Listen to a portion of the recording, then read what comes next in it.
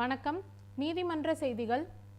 தமிழ்நாடு மாநில சட்டப்பணிகள் ஆணைக்குழுவின் செயல் திட்டத்தின்படி சிவகங்கை மாவட்ட சட்டப்பணிகள் ஆணைக்குழுவின் தலைவரும் முதன்மை மாவட்ட நீதிபதியுமான திருமதி கே.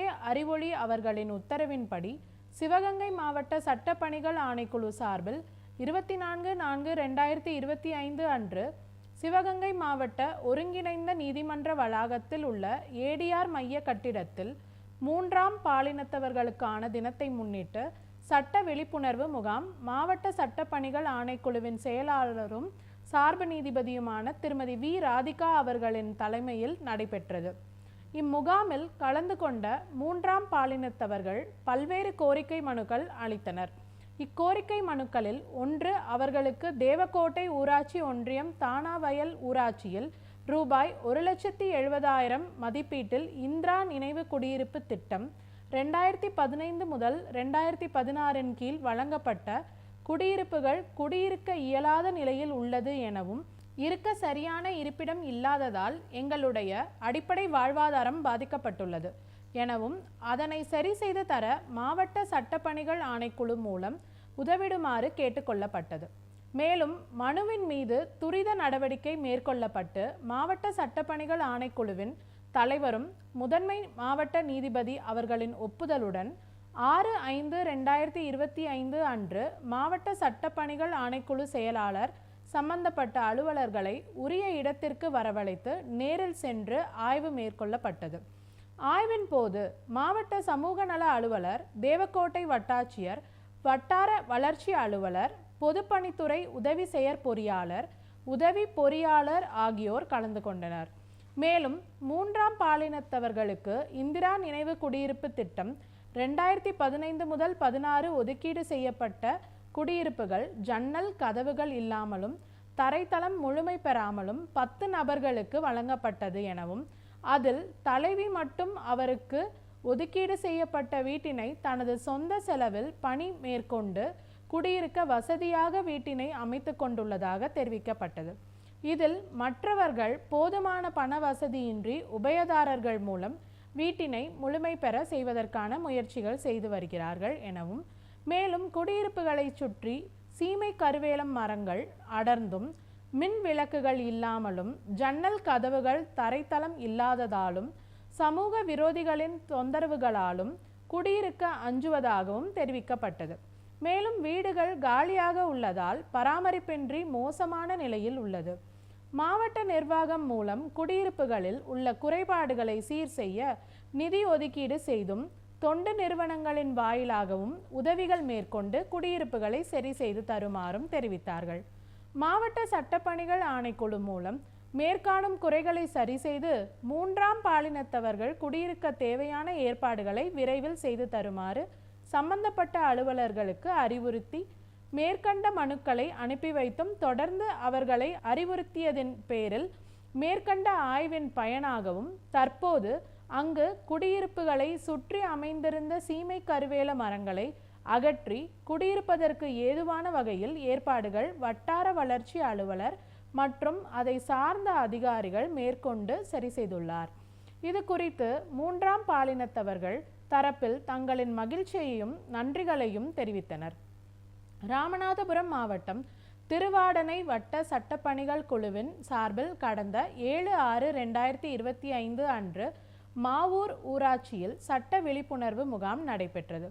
இம்முகாமில் வட்ட சட்டப்பணிகள் குழுவின் பட்டியல் வழக்கறிஞர் திரு பி. வேலாயுதம் கலந்து கொண்டு அடிப்படை சட்டங்கள் மற்றும் சட்டப்பணிகள் ஆணைக்குழுவின் செயல்பாடுகள் குறித்து விளக்கி பேசினார். பின்னர் சட்ட விழிப்புணர்வு வாசகம் அடங்கிய துண்டு பிரசுரங்கள் பொதுமக்களுக்கு வழங்கப்பட்டது. இம்முகாமில் வட்ட சட்டப்பணிகள் குழுவின் சட்ட தன்னார்வலர் திரு ஏ. கோட்டைச்சாமி, கிராம பொதுமக்கள் உட்பட பலர் கலந்து கொண்டனர். பெரம்பலூர் மாவட்ட சட்டப்பணிகள் ஆணைக்குழு சார்பில் குருப்பலூர் அரசு மேல்நிலைப் பள்ளியில் கடந்த 11/6/2025 அன்று பள்ளி மாணவ மாணவியர்களுக்கான சட்ட விழிப்புணர்வு மற்றும் பாலியல் துன்புறுத்தல் குறித்தான சட்ட விழிப்புணர்வு முகாம் நடைபெற்றது. இம்முகாமில் பெரம்பலூர் மாவட்ட சட்டப்பணிகள் ஆணைக்குழுவின் செயலாளரும் சார்பு நீதிபதியுமான திருமதி சரண்யா அவர்கள் தலைமை வகித்து குழந்தைகளுக்கான சட்டங்கள் குறித்தும் அவர்களுக்கு ஏற்படும் பிரச்சனைகள் குறித்து ஏதேனும் குறைகள் இருந்தால் பெற்றோர்களிடமோ பள்ளி நிர்வாகத்திடமோ அல்லது மாவட்ட சட்டப்பணிகள் ஆணைக்குழுவிலோ புகார் தெரிவிக்கலாம் என்றும் பயம் இல்லாமல் துணிந்து புகார் கொடுக்க முன்வர வேண்டும் என்றும் படிப்பில் கவனம் செலுத்த வேண்டும் என்றும் பெற்றோர்களுக்கும் பள்ளி நிர்வாகத்திற்கும் நல்ல பெயரை வாங்கி தருவதற்கு மாணவ மாணவிகள் செயல்பட வேண்டும் என்று அறிவுறுத்தினார். இந்நிகழ்வில் பெரம்பலூர் மாவட்ட சட்டப்பணிகள் ஆணைக்குழுவின் சட்ட பாதுகாப்பு உதவி வழக்கறிஞர்கள் ரோஹிணி, யாழினி மற்றும் சமூக நலத்துறை அலுவலர் திருமதி ரேகா உள்ளிட்டோர் கலந்து கொண்டனர். முன்னதாக பள்ளியின் உதவி தலைமை ஆசிரியர் திரு கோவிந்தராஜு வரவேற்புரை ஆற்றினார். இறுதியாக பள்ளியின் ஆசிரியர் திரு கமலஹாசன் நன்றியுரை ஆற்றினார். இம்முகாமில் பள்ளியின் மாணவ மாணவியர் கலந்து கொண்டு பயன்பெற்றனர். கடலூர் மாவட்டம் விருதாச்சலம் வட்ட சட்டப்பணிகள் குழுவின் சார்பில் விருதாச்சலம் வட்டம் மன்னம்பாடி அரசு உயர்நிலைப் பள்ளியில் போக்சோ சட்டம் குறித்த சட்ட விழிப்புணர்வு முகாம் கடந்த 10/6/2025 அன்று நடைபெற்றது. இம்முகாமில் விருதாச்சலம் வட்ட சட்டப்பணிகள் குழுவின் பட்டியல் வழக்கறிஞர் திருமதி கே பரமேஸ்வரி கலந்து கொண்டு போக்சோ சட்டம், குழந்தைகள் பாதுகாப்பு சட்டம் மற்றும் அடிப்படை சட்டங்கள் குறித்து விளக்கி பேசினார். இம்முகாமில் பள்ளியின் ஆசிரியர்கள், வட்ட சட்டப்பணிகள் குழுவின் சட்ட தன்னார்வலர் திருமதி கே ஜெயலட்சுமி மற்றும் மாணவ மாணவிகள் உட்பட பலர் கலந்து கொண்டனர். நீலகிரி மாவட்ட சட்டப்பணிகள் ஆணைக்குழுவின் சார்பில் மாவட்ட ஒருங்கிணைந்த நீதிமன்ற வளாகத்தில் நடைபெற்ற நிகழ்ச்சியில் நீலகிரி மாவட்ட சட்டப்பணிகள் ஆணைக்குழுவின் தலைவரும் முதன்மை மாவட்ட நீதிபதியுமான திரு முரளிதரன் அவர்கள் பேசியதாவது: மாவட்ட சட்டப்பணிகள் ஆணைக்குழு உதகையில் உள்ள மாவட்ட நீதிமன்ற வளாகத்தில் செயல்பட்டு வருகிறது. வட்ட சட்டப்பணிகள் குழுக்கள் ஒவ்வொரு தாலுகாவிலும் உள்ள நீதிமன்ற வளாகத்தில் செயல்பட்டு வருகிறது என்றும், ஒரு வழக்கை தனிப்பட்ட முறையில் வழக்கறிஞர் வைத்து நடத்த முடியாதவர்களுக்கு இலவசமாக வழக்கறிஞர் நியமித்து வழக்கை நடத்துவதற்கு மாவட்ட சட்டப்பணிகள் ஆணைக்குழு உதவுகிறது. இந்த உதவியை பெற பெண்கள், குழந்தைகள், கொத்தடிமை தொழிலாளர்கள், சிறை காவலில் இருப்போர், பாதுகாப்பு இல்லத்தில் உள்ள இளம் சிறார்கள், தாழ்த்தப்பட்ட மற்றும் பழங்குடியின வகுப்பை சேர்ந்தவர்கள், மாற்றுத்திறனாளிகள், பேரிடர், வன்முறை, வெள்ளம், வறட்சி, நிலநடுக்கம் மற்றும் தொழிற்சாலை பேரிடர் ஆகியவற்றால் பாதிக்கப்பட்டவர்கள், ஆண்டு வருமானம் ரூபாய் 3 லட்சத்திற்கு மிகாமல் உள்ளவர்கள் இலவச சட்ட உதவிகளை பெற தகுதி வாய்ந்த நபர்கள் ஆவார்கள். மேலும் சட்டம் சார்ந்த அல்லது சட்டம் சாராத பிரச்சனைகளாக இருந்தாலும் பாதிக்கப்பட்ட நபரோ நிவாரணம் கோரும் நபரோ மாவட்டம் அல்லது வட்ட சட்டப்பணிகள் குழுவை அணுகலாம் என்றும், தேவையற்ற அலைச்சலை தவிர்க்கும் விதமாக மாவட்டத்தில் உள்ள 3 வருவாய் கோட்டாட்சியர் அலுவலகங்களிலும் இலவச சட்ட உதவி மையம் ஏற்படுத்தப்பட்டுள்ளது. இங்கு சட்ட தன்னார்வலர்கள் வாரம் 2 முறை சென்று மூத்த குடிமக்களின் சட்டம் சார்ந்த கோரிக்கை மனுக்களை பெற்று சட்ட பணிகள் ஆணைக்குழுவிடம் சமர்ப்பிப்பார்கள்.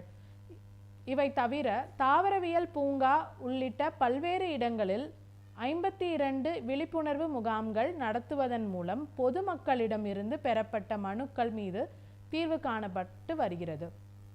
கூடலூர் பகுதியில் பள்ளியில் இடைநின்ற மாணவர்கள் மீண்டும் பள்ளியில் சேர்க்கப்பட்டுள்ளனர். பந்தலூர் பகுதியில் 25 ஆண்டுகளாக மின்சார வசதி இல்லாமல் இருந்த கிராமத்திற்கு மின்சார வசதி ஏற்படுத்தி கொடுக்கப்பட்டுள்ளது. பழங்குடியின மாணவர்கள் உதவி பெறும் வகையில் அவர்களது பெற்றோர்களுக்கு வருமான சான்றிதழ் பெற்று வழங்கப்பட்டுள்ளது. செம்பக்கொள்ளி பழங்குடியின கிராமத்திற்கு சாலை வசதி, கிண்ணக்கோரை பகுதியில் பழங்குடியினர் அல்லாது 10 குடும்பங்களுக்கு பட்டா பெற்று வழங்கப்பட்டுள்ளது. மேலும் பிரதம மந்திரி வீடு கட்டும் திட்டத்தின் கீழ் கூடலூர், பந்தலூர், கரிக்கையூர் பகுதிகளில் வசிக்கும் 25க்கும் மேற்பட்ட வீடற்ற பழங்குடியின மக்களுக்கு வீடு கட்டுவதற்கான ஆணைகள் பெற்று வழங்கப்பட்டுள்ளது. சட்ட உதவி, சட்டம் சாராத கோரிக்கைகள் மற்றும் ஆலோசனைக்கு உதகையில் உள்ள ஒருங்கிணைந்த நீதிமன்ற வளாகத்தில் உள்ள மாவட்ட சட்டப்பணிகள் ஆணைக்குழுவையோ அல்லது வட்ட சட்டப்பணிகள் குழுவை நேரிலோ அல்லது கட்டணமில்லா தொலைபேசி எண் 151000 என்ற எண்ணிலும் தொடர்பு கொள்ளலாம் என்று கூறினார். இந்நிகழ்ச்சியில் மாவட்ட சட்டப்பணிகள் ஆணைக்குழுவின் செயலாளரும் சார்பு நீதிபதியுமான திரு பாலமுருகன் உள்ளிட்டோர் கலந்து கொண்டனர். நன்றி, வணக்கம்.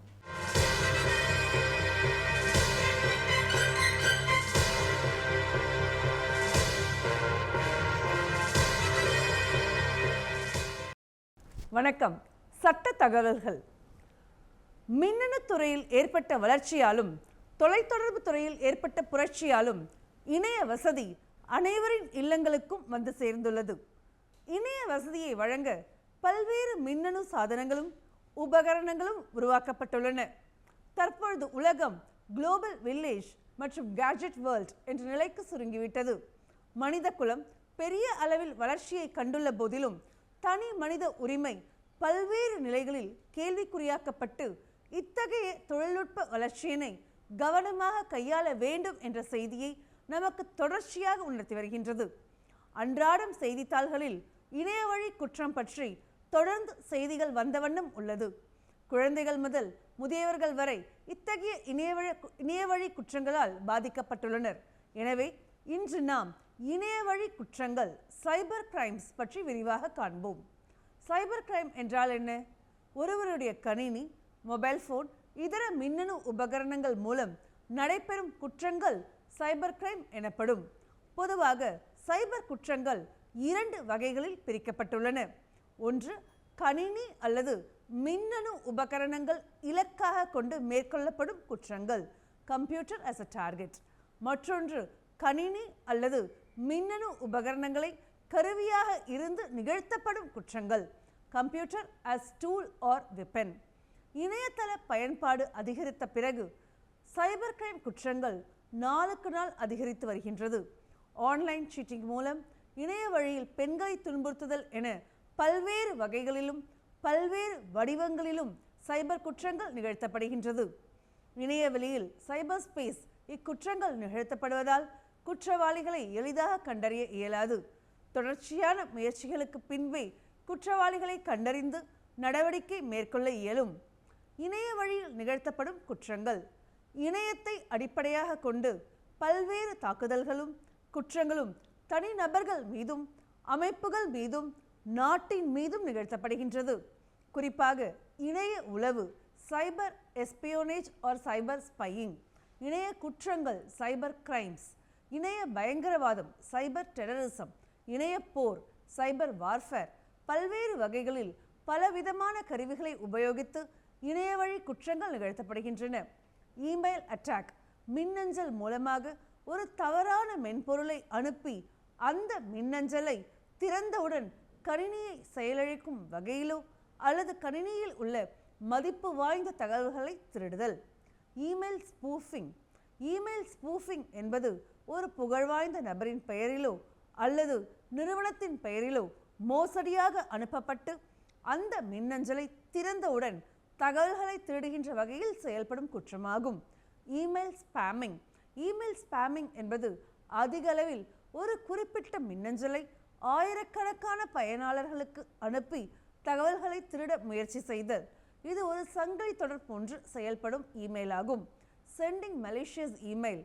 மின்னஞ்சல்கள் மூலம் வைரஸ்கள், ட்ரோஜன்கள் போன்றவற்றை இணைப்பாக அனுப்பி மின்னஞ்சலை திறந்தவுடன் அந்த மின்னணு சாதனத்திற்கு தீங்கிழைக்கும் வகையிலும் அந்த மின்னணு சாதனங்களை முடக்கி அதன் அடிப்படையில் சட்டத்திற்கு புறம்பாக மோசடியாக தொகையை கோரி இணையவழி கொள்ளையில் ஈடுபடுவது.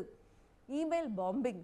குற்றச்செயலில் ஈடுபடுபவர்கள் ஒரு குறிப்பிட்ட மின்னஞ்சல் முகவரிக்கு அதிக எண்ணிக்கையில் இமெயில்களை அனுப்பி அந்த மின்னஞ்சல் முகவரியை செயல்படாமல் தடுப்பது இமெயில் பாம்பிங் எனப்படும். Sending threatening emails.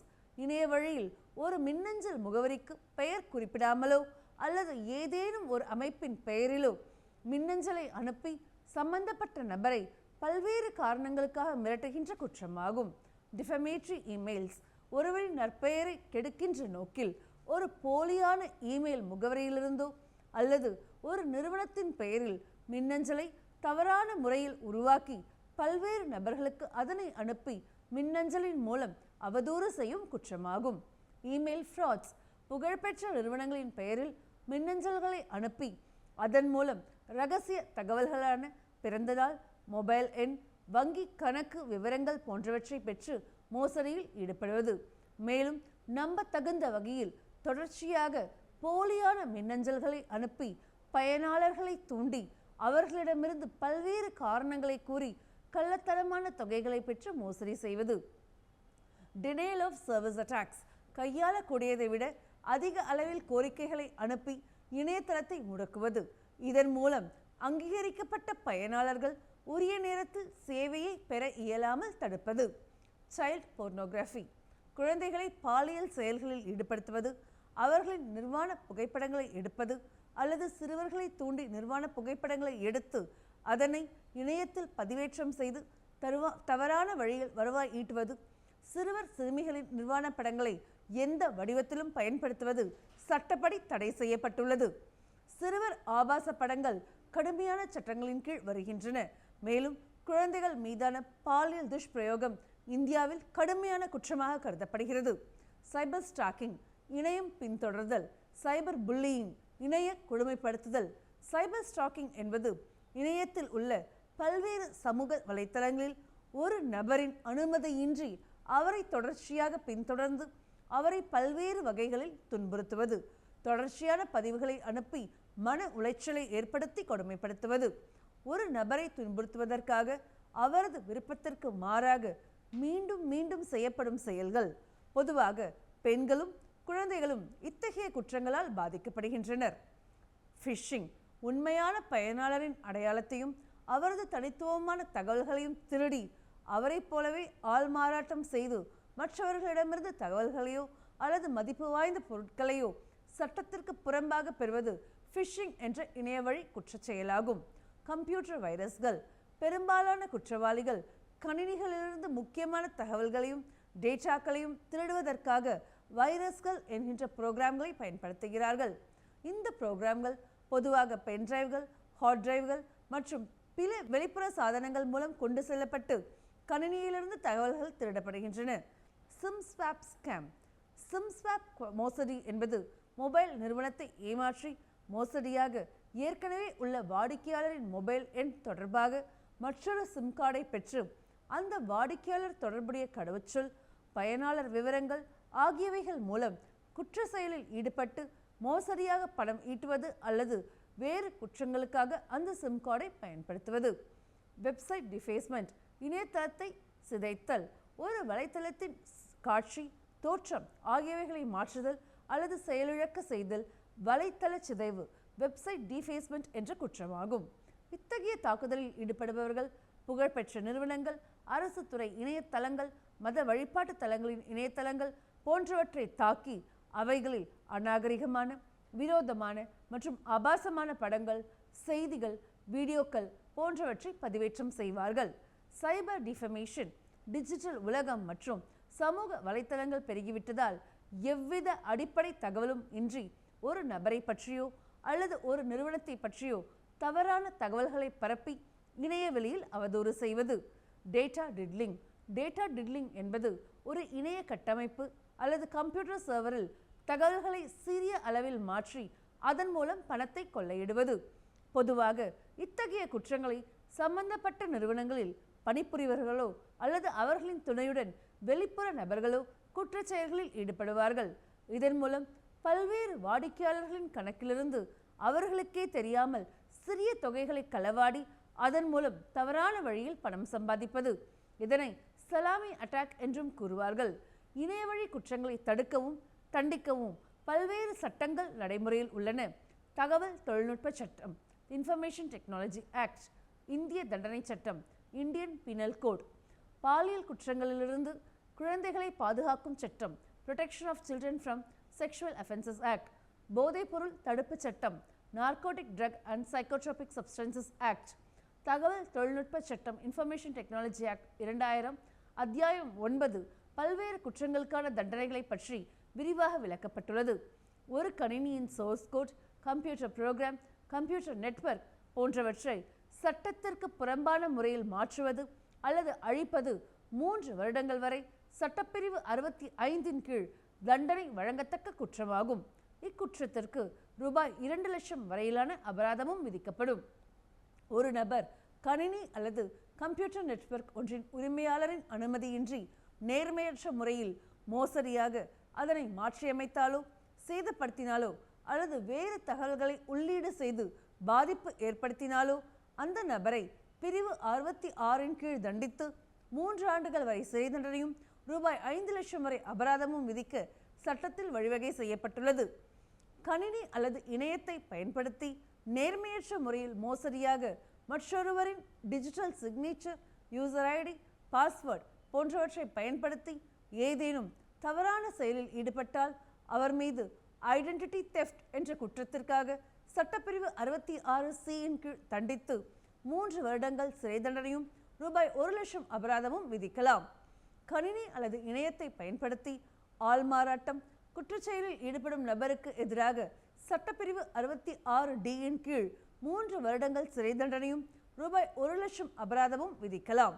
கணினி அல்லது இணையத்தை பயன்படுத்தி ஒரு தனிநபரின் சுதந்திரத்தில் சட்டத்திற்கு புறம்பாக தலையிட்டு அவரது அந்தரங்க தகவல்களை படம் பிடிப்பது, வெளியிடுவது, மற்றொரு உபகரணத்திற்கு அனுப்புவது பிரிவு 66E கீழ் 3 வருடங்கள் சிறை தண்டனையும் ரூபாய் 2,00,000 அபராதமும் விதிக்கக்கூடிய குற்றச்செயலாகும். இந்திய இறையாண்மைக்கும் பாதுகாப்பிற்கும் ஒற்றுமைக்கும் எதிராக இணைய பயங்கரவாத குற்றம், சைபர் டெரரிசம் குற்றத்தில் ஈடுபடுவோருக்கு எதிராக ஆயுட்கால சிறை தண்டனை விதிக்க சட்டப்பிரிவு 66F கீழ் வழிவகை செய்யப்பட்டுள்ளது. பாலுறவு தொடர்பான காட்சிகளையோ ஆபாசமான காட்சிகளையோ கணினி மூலமாகவோ மின்னணு சாதனங்கள் மூலமாகவோ அல்லது இணையம் மூலமாகவோ வெளியிடுவது அல்லது மற்றொருவருக்கு அனுப்புவது சட்டப்பிரிவு 67 கீழ் 3 ஆண்டுகள் வரையிலான சிறை தண்டனையும் ரூபாய் 5,00,000 அபராதமும் விதிக்கக்கூடிய குற்றச்செயலாகும். இதே குற்றத்தில் தொடர்ச்சியாக 2ஆம் முறை ஒருவர் மீண்டும் ஈடுபட்டால் அவருக்கு சட்டப்பிரிவு 67 படி 5 ஆண்டுகள் சிறை தண்டனையும் ரூபாய் 10,00,000 அபராதமும் தண்டனையாக விதிக்கப்படும்.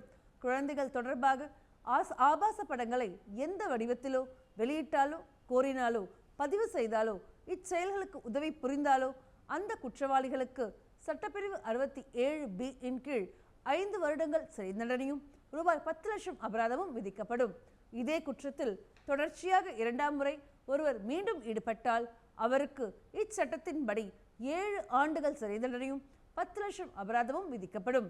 குழந்தைகளுக்கு எதிரான பாலியல் குற்றங்கள் தடுப்புச் சட்டம் போக்சோ ஆக்ட் பிரிவு 14 கீழ் குழந்தைகள் தொடர்பான ஆபாச படங்களை உபயோகிப்பது 7 ஆண்டுகள் வரை தண்டனை விதிக்கத்தக்க குற்றமாகும். போக்சோ சட்டம் பிரிவு 15 கீழ் குழந்தைகள் தொடர்பான ஆபாச படங்களை வைத்திருந்தாலோ அல்லது மின்னணு உபகரணங்களில் சேமித்து வைத்திருந்தாலோ சட்டப்படி குற்றமாகும். அக்குற்றத்திற்கு 5,000 ரூபாய் வரை அபராதம் விதிக்கப்படும். குழந்தைகள் தொடர்பான ஆபாச படங்களை விற்பனை செய்யவோ மற்றவர்களுக்கு பரிமாற்றம் செய்யவோ ஒரு நபர் வைத்திருந்தால் அக்குற்றத்திற்காக போக்சோ சட்டப்பிரிவு 15 உட்பிரிவு 2 கீழ் 3 ஆண்டுகள் வரை சிறை தண்டனையும் அபராதமும் விதிக்க சட்டத்தில் வழிவகை செய்யப்பட்டுள்ளது. சைபர் குற்றங்கள் தொடர்பாக புகார் அளிக்கும் நடைமுறை. சைபர் குற்றங்கள் தொடர்பாக தேசிய அளவில் புகார் தெரிவிக்கும் வகையில் national cyber crime reporting portal என்ற இணையதளம் cybercrime.gov.in உருவாக்கப்பட்டுள்ளது. பாதிக்கப்பட்ட நபர்கள் இந்த இணையதளத்திற்கு சென்று எளிய வகையில் புகார் அளிக்கலாம். மேலும் சைபர் குற்றங்கள் தொடர்புடைய புகார்களை எளிதாக தெரிவிப்பதற்காக தேசிய அளவில் சேவை மைய தொலைபேசி எண் ஹெல்ப்லைன் நம்பர் வசதி ஏற்படுத்தப்பட்டுள்ளது.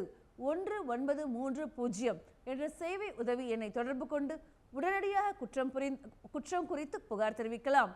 வங்கி கணக்குகளில் நடைபெறும் மோசடி தொடர்பாக சம்பந்தப்பட்ட வங்கிக்கும் சைபர் குற்றங்களை விசாரிக்கும் போலீசாருக்கும் உடனடியாக புகார் அளித்தால் மோசடியாக பரிமாற்றம் செய்யப்பட்ட தொகையை சம்பந்தப்பட்ட குற்றவாளி உபயோகிப்பதற்குள் தடுத்திட வாய்ப்புள்ளது. தமிழக அரசு மாநிலம் முழுவதும் 47 சைபர் குற்ற தடுப்பு காவல் நிலையங்களை ஏற்படுத்தியுள்ளது.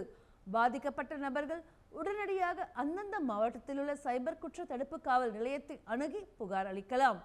சைபர் குற்றங்கள் கணினி மற்றும் இணையதளம் மூலம் நிகழ்த்தப்படுவதால் உடனடியாக புகார் அளித்தால் மட்டுமே விரைந்து நடவடிக்கை மேற்கொண்டு குற்றவாளிகளை கண்டறிய இயலும். புகார் அளிப்பதில் காலதாமதம் ஏற்பட்டால் குற்றவாளிகள் தப்பிப்பதற்கும் மோசடி செய்த தொகையை வேறு வகையில் பதுக்குவதற்கும் வாய்ப்புள்ளது. எனவே சைபர் குற்றங்கள் தொடர்பாக விரைந்து புகார் அளிப்பது அவசியமாகும். தமிழகத்தில் மாநில அளவில் சைபர் குற்றங்களை விசாரிப்பதற்கென்று கூடுதல் டிஜிபி தலைமையில் சைபர் குற்ற தடுப்பு மற்றும் புலனாய்வு அமைப்பு ஏற்படுத்தப்பட்டுள்ளது. எனவே சைபர் குற்றங்கள் பற்றியும் அதன் புலன் விசாரணை பற்றியும் additional director general of police, cyber crime wing, number 3, doctor Natesan road, police training college campus, Ashok Nagar, Chennai 600083 என்ற முகவரியில் புகார்களை தெரிவிக்கலாம். வங்கிக் கணக்குகள் தொடர்பான சைபர் குற்றங்கள். இன்றைய சூழ்நிலையில் பெரும்பாலான சைபர் குற்றங்கள் வங்கிக் கணக்குகள், கிரெடிட் மற்றும் டெபிட் கார்டுகள், ஆன்லைன் பரிவர்த்தனைகள் போன்றவை தொடர்பாகவே காணப்படுகின்றன. இத்தகைய குற்றங்கள் தொடர்பாக இந்திய ரிசர்வ் வங்கி பல்வேறு சுற்றறிக்கைகளை வழங்கியுள்ளது. குறிப்பாக DBR number ரெஜிஸ்ட் BC 7809070005 2017-18 July 6, 2017 தேதியிட்டது. DPSS COPD number 1417/214006 2018-19 ஜனவரி 4, 2019 தேதியிட்ட சுற்றறிக்கைகளை வழங்கியுள்ளது. இந்த சுற்றறிக்கைகளில் வங்கிகளின் கவனக்குறைவு மற்றும் வாடிக்கையாளர்களின் கவனக்குறைவு பற்றி குறிப்பிடப்பட்டு அதன் விளைவாக ஏற்படும் இழப்புகள் குறித்து வழிகாட்டுதல்கள் வழங்கப்பட்டுள்ளது. வங்கி கணக்குகள் தொடர்பான சைபர் குற்றங்கள் வங்கி ஊழியர்களின் தவறினாலோ, கவனக்குறைவினாலோ அல்லது வெளிநபர்கள் வங்கியின் கணினி கட்டமைப்பை சேதப்படுத்தி இருந்தாலோ ஏற்படும் பண இழப்புகளுக்கு வங்கியே பொறுப்பேற்றுக் கொள்ள வேண்டும் என்றும், பாதிக்கப்பட்ட வாடிக்கையாளர்களுக்கு சம்பந்தப்பட்ட வங்கி தொகையினை திரும்ப அளித்திட வேண்டும் என குறிப்பிடப்பட்டுள்ளது. மூன்றாம் தரப்பினர் மூலம் நிகழ்த்தப்படும் சைபர் குற்றங்கள் தொடர்பாக வாடிக்கையாளர் 3 தினங்களுக்குள் புகார் அளிக்க வேண்டும் என்றும், அவ்வாறு புகார் அளித்தால் மட்டுமே முழு தொகையும் வாடிக்கையாளருக்கு திரும்ப வழங்கப்படும் என்றும் தெரிவிக்கப்பட்டுள்ளது. 4 முதல் 7 தினங்களுக்குள் புகார் கொடுத்தால் ரூபாய் 10,000 வரை மட்டுமே வங்கி இழப்பீடு வழங்கும் என்றும் தெரிவிக்கப்பட்டுள்ளது. வங்கி கணக்குகள் தொடர்பான சைபர் குற்றங்கள் வாடிக்கையாளர் தெரிவித்த பாதுகாக்கப்பட்ட விவரங்களான யூசர் ஐடி, பாஸ்வேர்ட், பின் நம்பர் மற்றும் OTP நம்பர் போன்றவற்றை பயன்படுத்தி நடைபெற்றிருந்தால் வாடிக்கையாளரை அந்த இழப்புகளுக்கு பொறுப்பேற்க வேண்டும் என்றும், வங்கி இழப்பீடு வழங்காது என்றும் கூறப்பட்டுள்ளது. தகவல் மற்றும் ஒலிபரப்பு அமைச்சகம் கடந்த 2021ஆம் ஆண்டு தகவல் தொழில்நுட்பம், இடைநிலை வழிகாட்டு நெறிமுறைகள் மற்றும் டிஜிட்டல் ஊடக நன்னடத்தை விதிகள் The Information Technology Intermediary Guidelines and Digital Media Ethics Code Rules 2021 வெளியிட்டது. டிஜிட்டல் உலகம் பெருமளவு வளர்ந்துள்ள நிலையில் தனிமனித உரிமை மற்றும் சுதந்திரம் மிகுந்த அச்சுறுத்தலுக்கு உள்ளாகியுள்ளன. அறிவியல் வளர்ச்சி அடிப்படை உரிமையை பாதிக்கின்ற வகையில் இருத்தல் கூடாது. எனவே இந்திய அரசியலமைப்பு சட்டத்தினை அடிப்படையாக கொண்டு இந்த வழிகாட்டு நெறிமுறைகள் உருவாக்கப்பட்டுள்ளன. நேயர்களை தொழில்நுட்பத்தை முறையாக பயன்படுத்தி விதிகளையும் நெறிமுறைகளையும் பின்பற்றி வளர்ச்சியடைவோம். தனிமனித சுதந்திரத்திற்கு மதிப்பளிப்போம். சைபர் குற்றங்களால் பாதிக்கப்படும் போது எவ்வித காலதாமதமும் இன்றி விரைந்து புகாரளிப்போம். நமது ரகசிய தகவல்களையும் விவரங்களையும் மற்றவர்களிடம் பகிரும்போது மிகுந்த கவனத்துடன் செயல்பட்டு தொழில்நுட்ப வளர்ச்சியின் பயனை முழுமையாக அடைவோம். நேயர்களை சட்டம் சம்பந்தமான கேள்விகளை அனுப்ப வேண்டிய முகவரி: உறுப்பினர் செயலாளர், தமிழ்நாடு மாநில சட்டப்பணிகள் ஆணைக்குழு, வடக்கு கோட்டை சாலை, மெட்ராஸ் உயர்நீதிமன்ற வளாகம், சென்னை 600104. இந்நிகழ்ச்சிகளை யூடியூபில் பார்க்க DD தமிழ் நீதிமன்ற செய்திகள் என்ற பக்கத்தில் பார்க்கலாம். மேலும் சட்ட உதவிக்கு தேசிய சட்டப்பணிகள் ஆணைக்குழு உதவி எண் 151000 என்ற எண்ணை தொடர்பு கொள்ளவும். இத்துடன் சட்ட தகவல்கள் நிறைவடைகிறது. நன்றி, வணக்கம்.